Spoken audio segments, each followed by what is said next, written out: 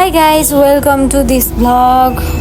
बिहानमा ढिलो उठेर बाइकमा क्लास जाँदैछु भने मलाई घरबाट त पक्का मार्नुहुन्छ, तर कथा त्यही हो।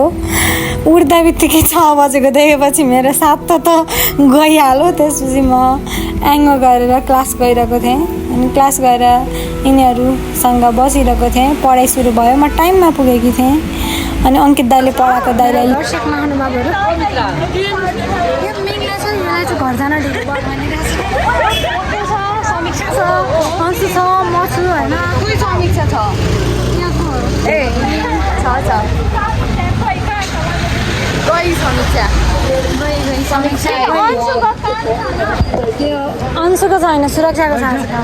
के छ सुरक्षा 2 घन्टा पहिला अङ्कितले मेसेज आज दर्शक महानुभावहरू निष्कर्षमा हामी खाजा खाने भएका छौँ।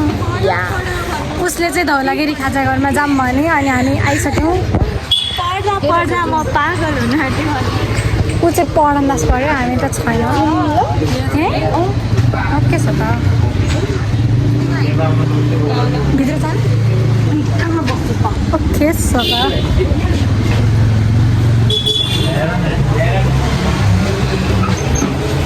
गाइज हेर्नु समस्या आयो। यिनीहरू नम्बरको कुरा गर्दैछन् किनकि यो टपर हो, हामी दुईवटा एभरेज हो।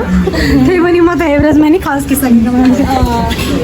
हामी अब समोसा खान्छौँ। उसले साथिसक्यो, उसले साथ पनि खाएर निस्किसक्यो। खाने बेलामा पनि बनाइरहेको थिएँ तर धेरै बेर बनाएन। केटी जान्छ कहाँ अरे महानगर पालिका अनि केटी आउँदैछ।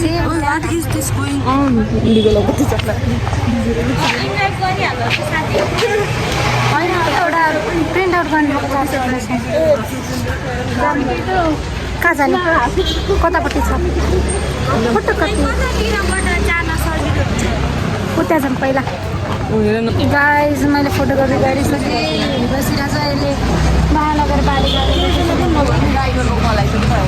अहिले त्यही छ गाइजहरू, छोडेर निस्केँ म।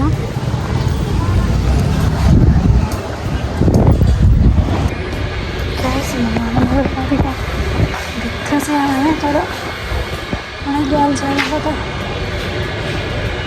गाइज सुन लाग्यो मलाई एकखेप फेरि जेएमसी जानु पऱ्यो अरे। एउटा जेएमसीले के अरे स्कलरसिपमा पढेको भनेर बनाइदिनु पर्छ अरे। झिझो लाग्ने भयो त गाइज। ठिक छ, केही छैन, एकखेप गएर आउँछु। त्यसपछि म फेरि याङ्गो गरेर जेएमसीतर्फ प्रस्थान गरेँ। कस्तो अप्ठ्यारो थियो यार साँच्चै। अस्तिको सुरुवाला सिफारिस पत्र चल्छ भन्ने किसिमका कुरा भइरहेका छन् यहाँ। अनि त्यो सिफारिस बनाएर उहाँ लग्नु पऱ्यो। त्यसपछि महानगरपालिकालाई फोटोकपी बुझाउने नै रियल चाहिन्छ होला नि त। महानगरपालिका फोटो बुझाउने त हेरौँ। त्यसपछि फेरि अर्को फर्म भर्नु पाउँछ। फोनमा चार्ज छैन, कति बेलासम्म बन्छ भ्लग थाहा छैन। यसपछि म महानगरपालिका गएँ, काम सकेर घर गएँ। Thank you so much guys, by by.